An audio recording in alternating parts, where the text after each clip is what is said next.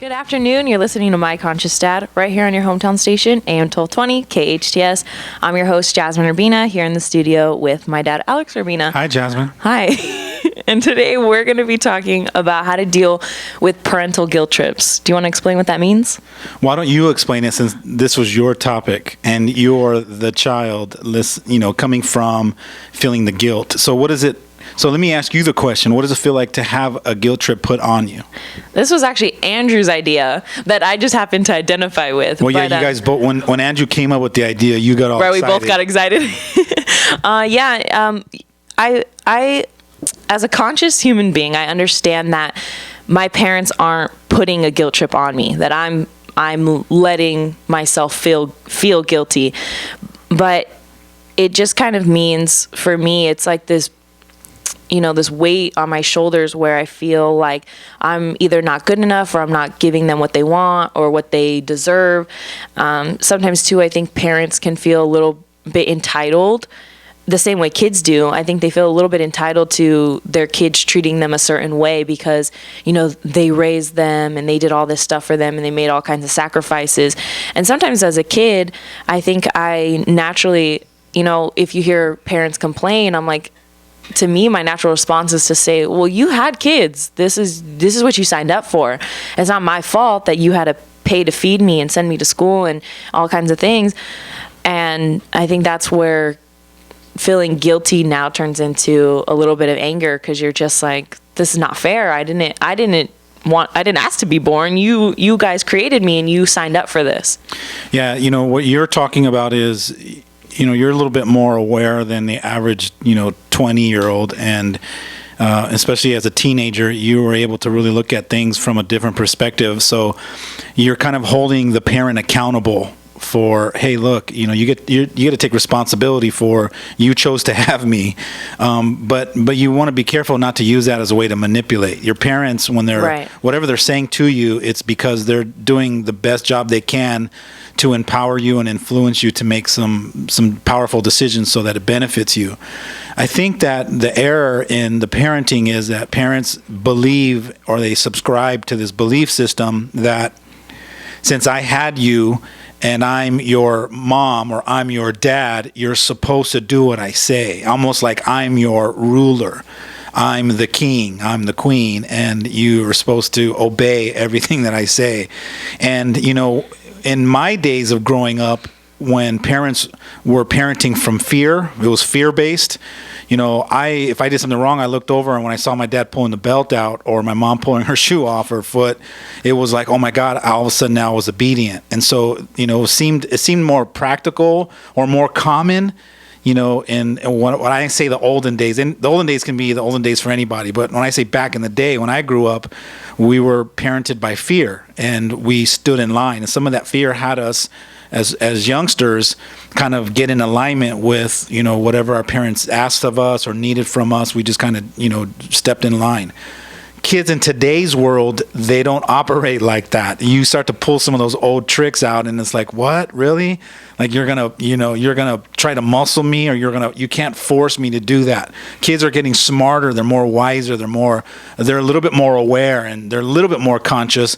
So it's just that the times have changed, and some of the parents that hasn't shifted their ability to be effective parents don't realize that those old tactics and the guilt trips don't work anymore. Whether they're doing the guilt trips consciously or unconsciously, it just doesn't work. Well, I think the guilt trips kind of work. I don't think they're effective, but I think if you're unconsciously giving me a guilt trip, only if you're unconscious they work.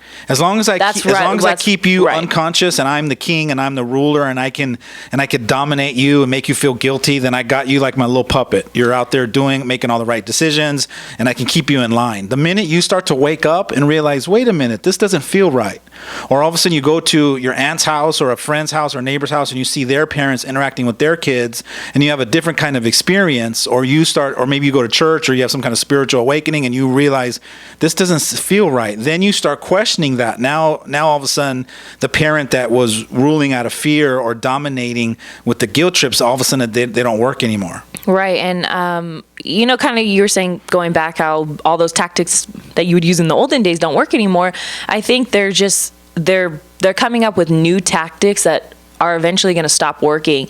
And like, for instance, I remember when I was younger, instead of giving us timeouts and, getting the belt and stuff, you would switch it and you would make it so that way you would make it seem like you were disappointed in us. So if we did something wrong, you would, I don't want to say shame us, but I don't, what am I looking for? I was disappointed at that time. Right, but that was your choice of punishment, was I'm disappointed in you. I can't talk to you right now. It was kind of like one of those things. Right, and even that version of me wasn't the best version of me. That was still in my own growth process as a father. And now looking back, that might have been a better version of flat out making you feel guilty.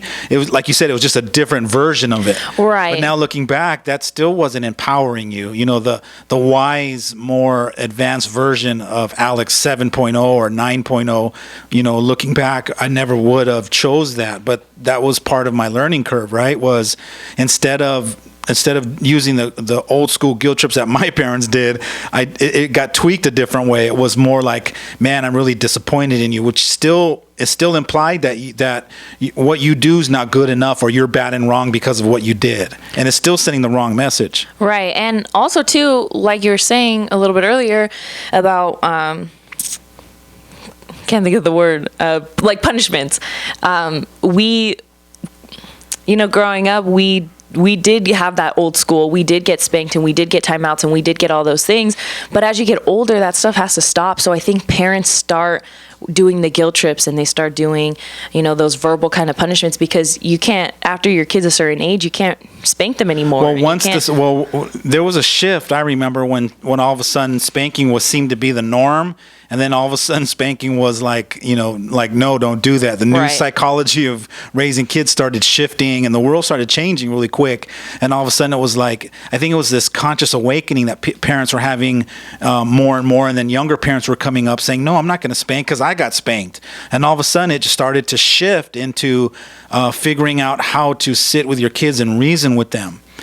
Sit with them and talk to them, open conversations, put them into the question, have them start thinking for themselves, those kinds of things. And that comes with parents willing to grow and to be open and aware and really learn how to be a more effective parent, rather than still being the same parent that your parent, your grandparent was, 50, 60 years ago. Right, but that only goes so far for conscious parents. Unconscious parents, which are probably a really high percentage of parents, are unconsciously punishing their kids with guilt trips. And I can't really think of another form of punishment that, especially when they get older, that they would be doing other than guilt trips, verbal. Well, let's talk about a few of those. What would that look like? You have friends, you have opportunities to go into other homes and see other people in their relationships with their families, without putting anybody in blast. In general, what does it look like? What forms of guilt trips have you seen some of the parents give to their kids, or how the kids can see it like that? I think it's just the words that they use. So for instance, if I'm over at a friend's house and they say, hey mom, I'm not going to go to so-and-so's birthday party today because me and my friend Jasmine have plans, then the mom will use some type of form of communication where the words would make her feel guilty, like, oh, okay, you could go with your friend, I guess. That's it. Yeah. And that's already, now she feels guilty. Now she's going to turn to me and say, well, maybe we could go do that thing later. All right, sounds good. Even though she doesn't want to go to that birthday party. And that's just like a very minor form. There's other ones where you really, you want to go somewhere, you want to be there for your friend, or you want to do something, and your parents guilt tripping you because you're not home enough.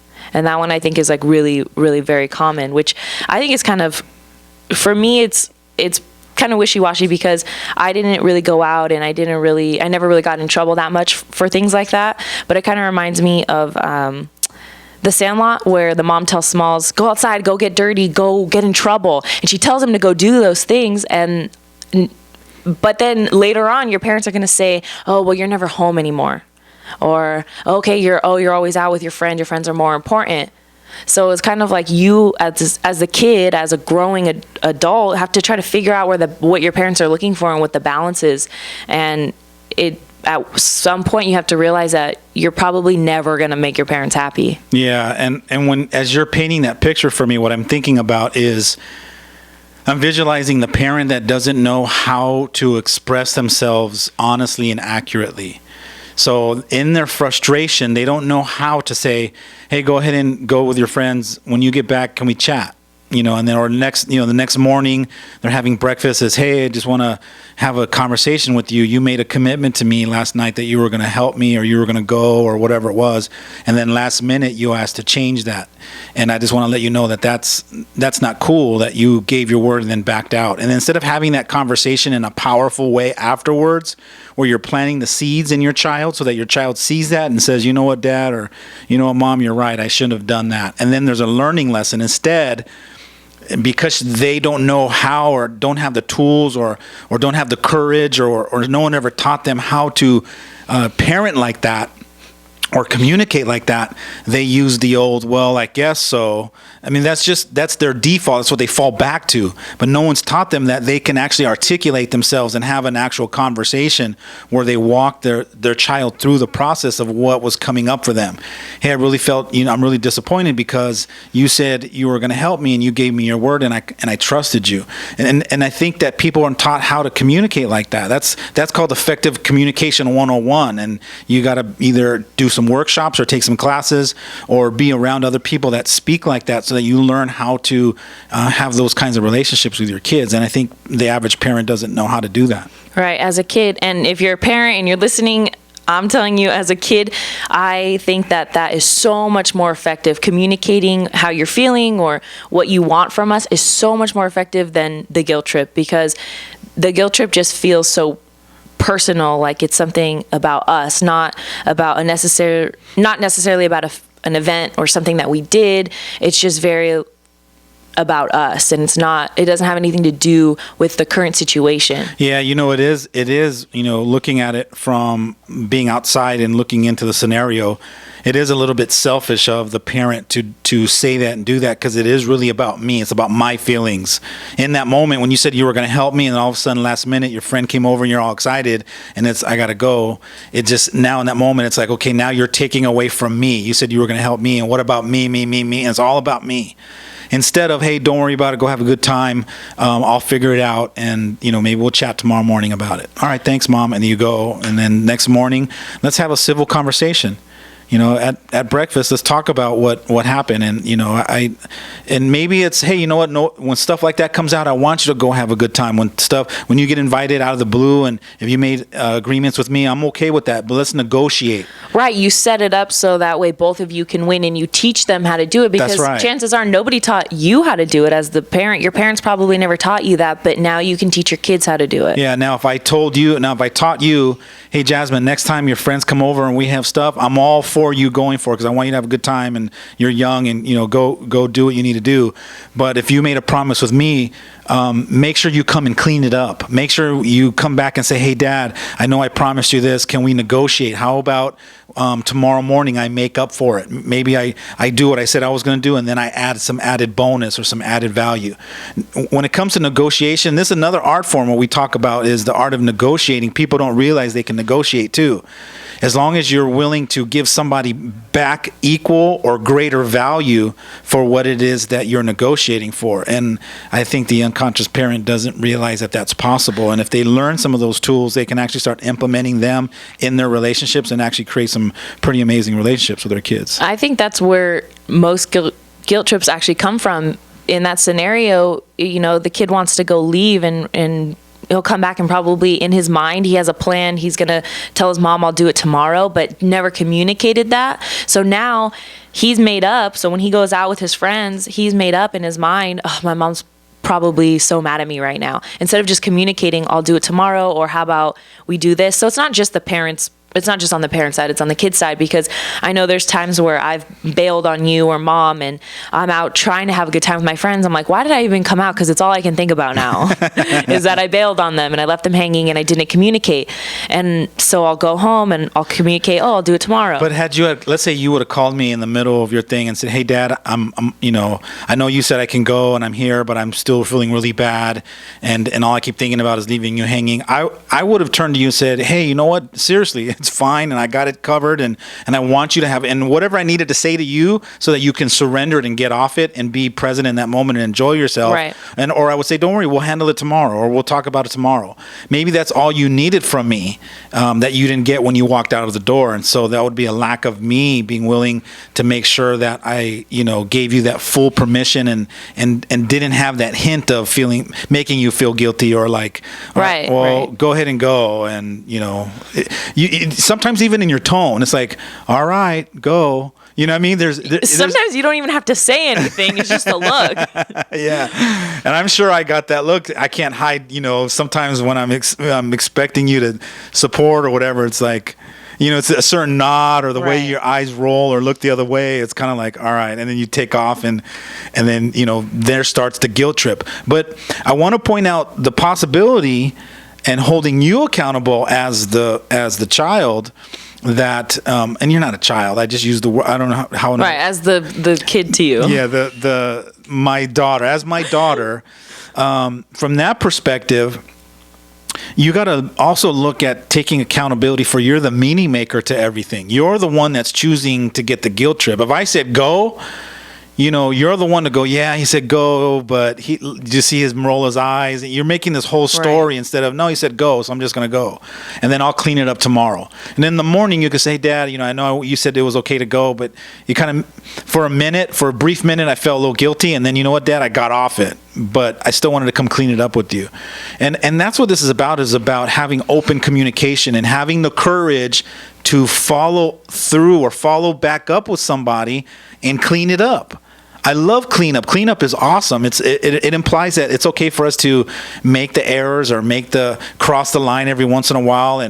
But as long as we're catching ourselves and we're course correcting and we're doing cleanup, that's what consciousness is about. It's not about being perfect. It's about being aware and then fixing it, making it right. Redirecting it back onto course the way that we want to live our lives. Right. Going back a little bit to what you were saying about us as the kids holding ourselves accountable, I think a lot of the time I have to very consciously choose not to feel guilty.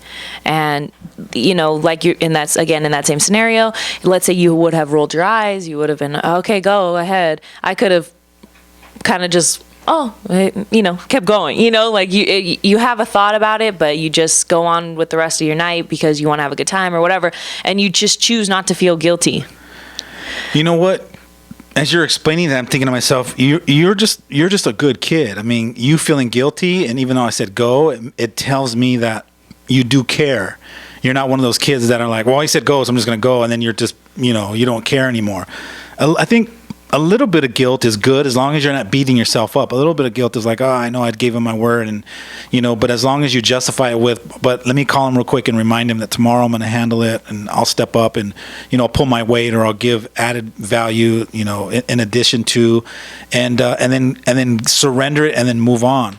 But you having some guilt it makes me feel good as a parent. Not that guilt is good because it's a negative energy, but it tells me that you care and that you're not just blasé and you're just like whatever. You do have a heart. You do care. Your word is important, and you leaving someone behind or leaving someone short is important to you, and that says a lot about your character. Right, and I don't necessarily think that.